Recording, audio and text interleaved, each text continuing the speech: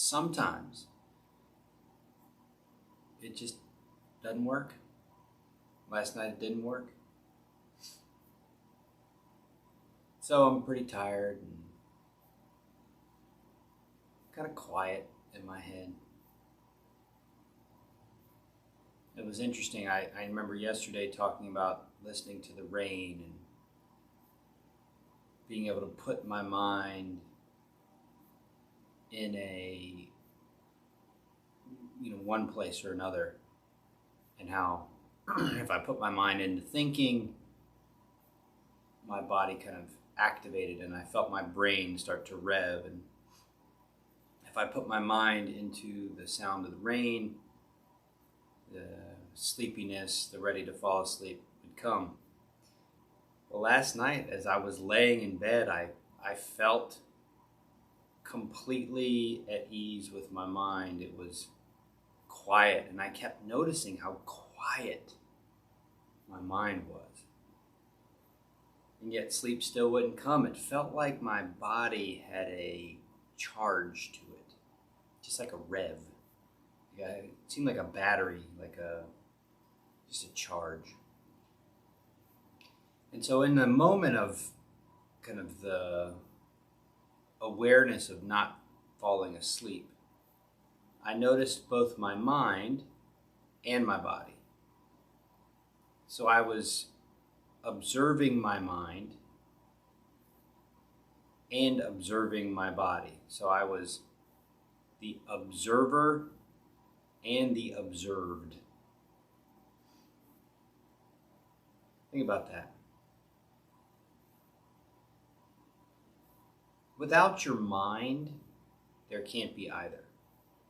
Without your mind, the body is just a survival tool. With your mind,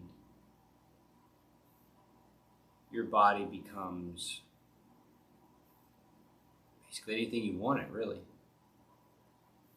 Now, because your body's smart, because your body has 13.5 billion years of evolutionary intelligence, it's communicating too. But without your mind, you wouldn't notice it. Because of your mind, you not only get to notice it, but you also get to notice your mind. So when we train, see if you can be aware of the observed, which is what we're paying attention to, but also the observer. So this dual awareness.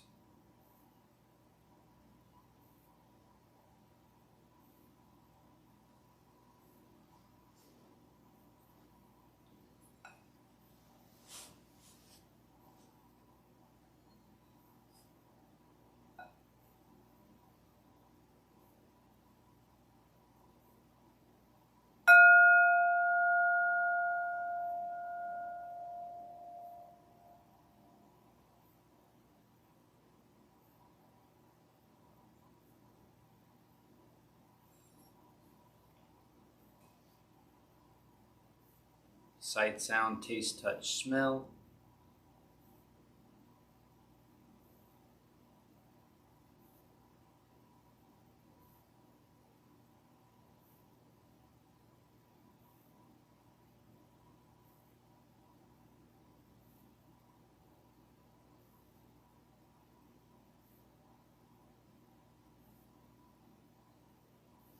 So maybe as you're observing your senses, you can see the way the observer, the mind,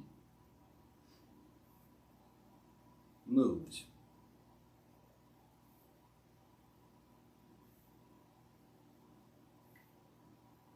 Maybe it's moving from the objective of interacting with sight, sound, taste, touch, smell to something else.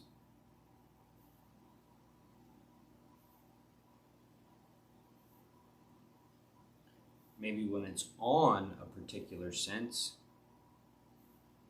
you can observe how it can become even more in tune, go deeper, layer down.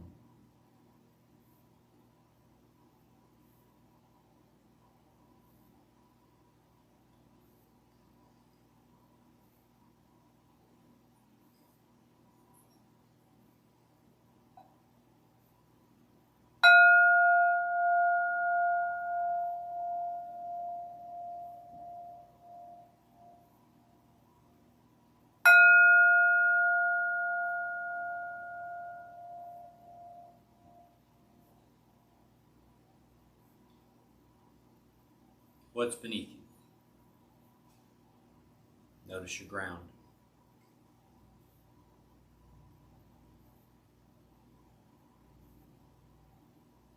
When you observe your ground, what do you observe?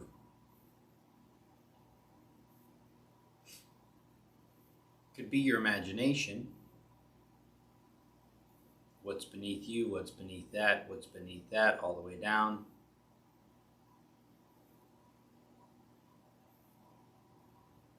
Could be sensation, just the feel of the ground beneath your rear end, your feet.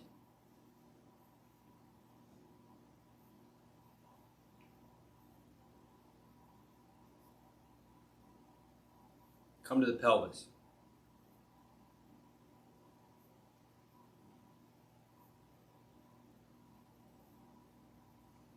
The pelvis is now the observed.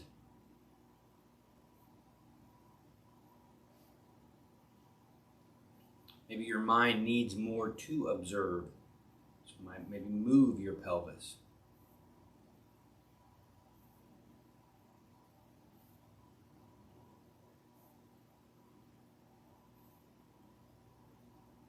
Core. Core becomes the observed. The mind, the observer, is observing the core. What shows up in the observed? How much can the observer observe?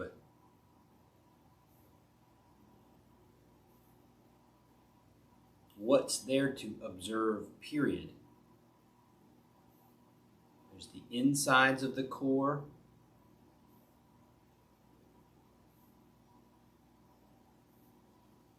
The movement of the core. Fabric of clothing around the core. The musculature, the structure of the core.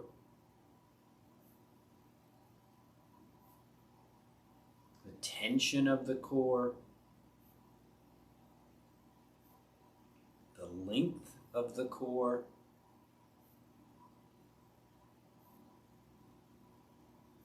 Your observer, your mind, may not have awareness of those things.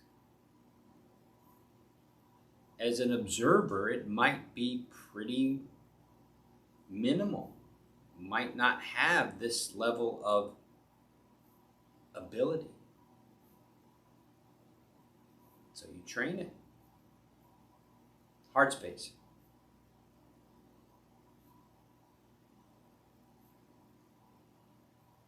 Shoulder blades, collarbones,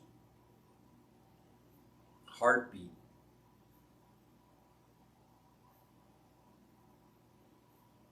ribs, movement,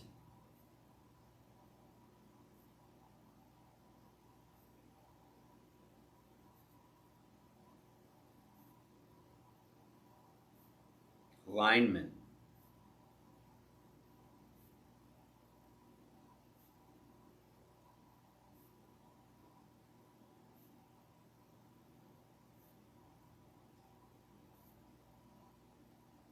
throat space.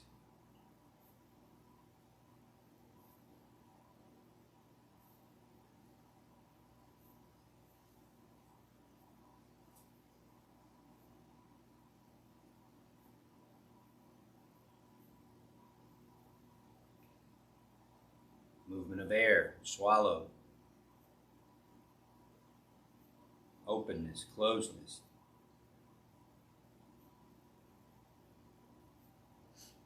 As you're observing the throat, if the observer, the mind, runs off, and you bring the mind back to observing the throat, who did that?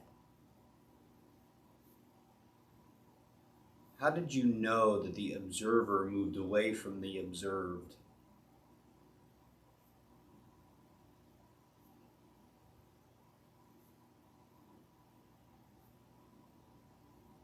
Top of the head, top of the spine. I have a spine. I have a back body. Feel the whole spine. Length.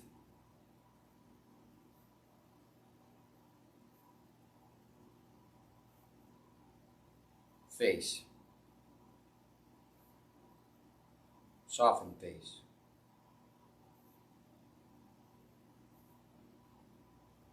Soften between eyes. Soften eyebrows, soften eyeballs, soften cheeks, chin, mouth.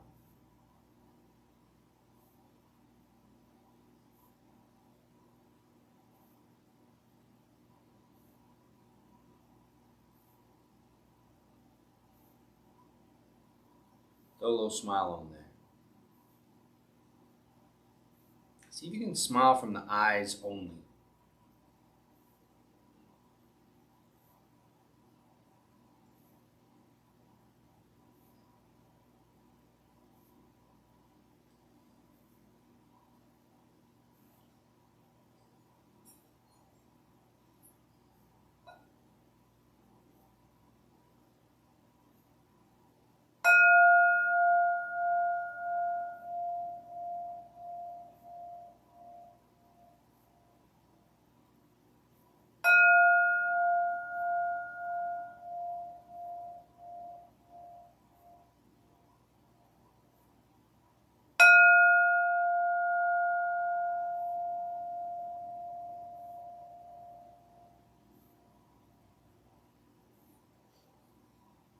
Observe your breath.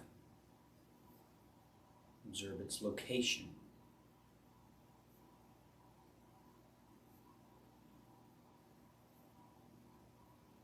Intensity.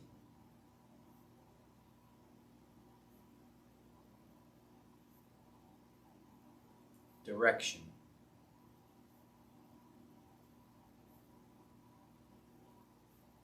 Depth.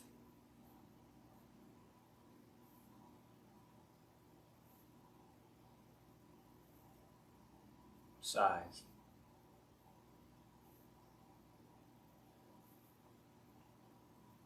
Remember, your observer has memory. You have memories of where the breath was the last time you really decided to look at it, how intense it was, its direction, its depth, its size. You can compare. The body has memory too.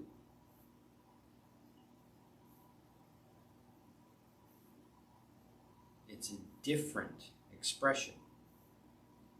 So the observer has its own storage and recall. The body has its own storage and recall. So the observer and the observed interact with each other through these super highly evolved capabilities.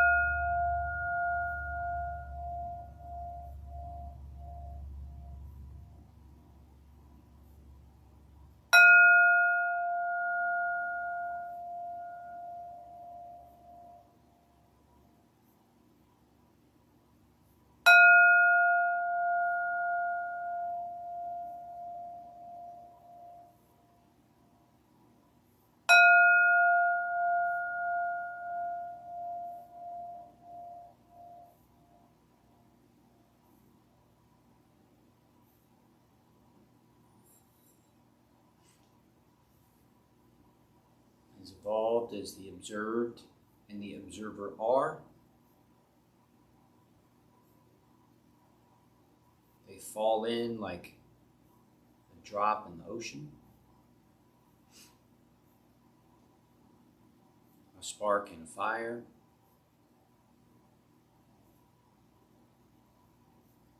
breeze through the trees,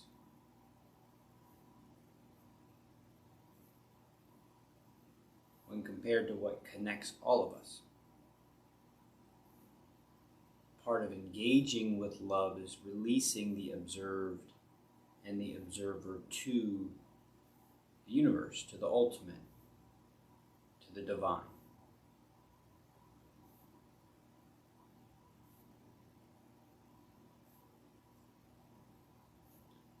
Observing the connection to the bigger, the fuller, the whole. Acknowledging the whole, acknowledging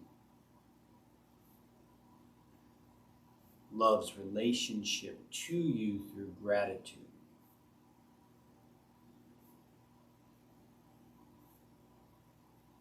The observer reaches out with openness and gratitude.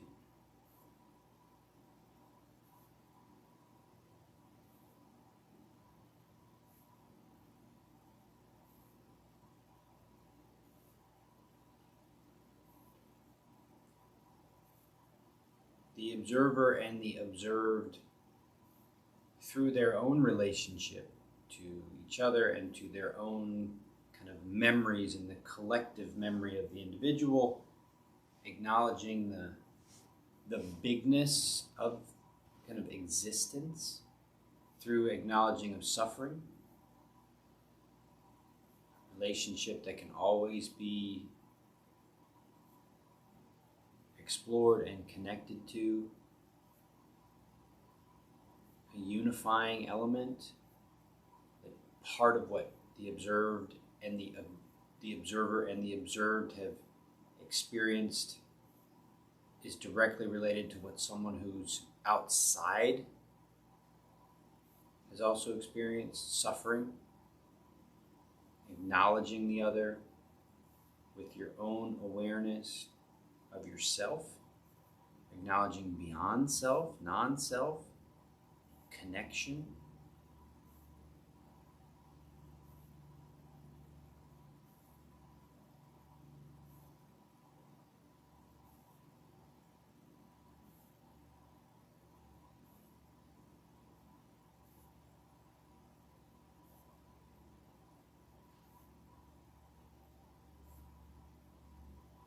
Let's join together in acknowledging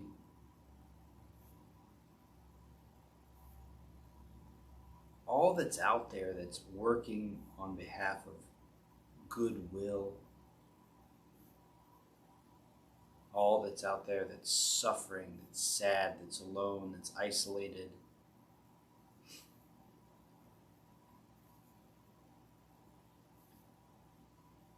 Turning your observer and your observed into a vessel of goodwill, shooting out in all directions, connecting to whomever, wherever that is in a state of sadness or suffering.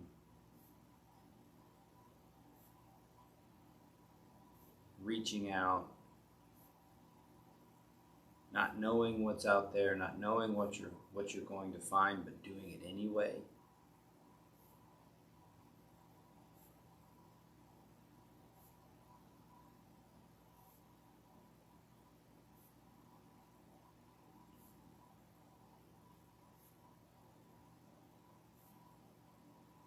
And then finishing up with 2 breaths, second exhale, practicing.